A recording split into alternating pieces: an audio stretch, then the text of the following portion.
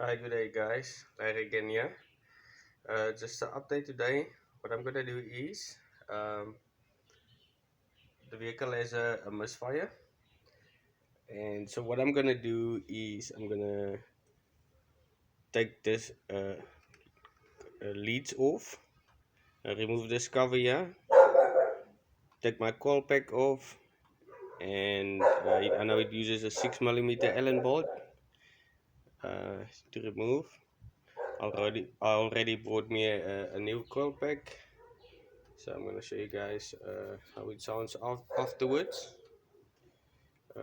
Please stay tuned.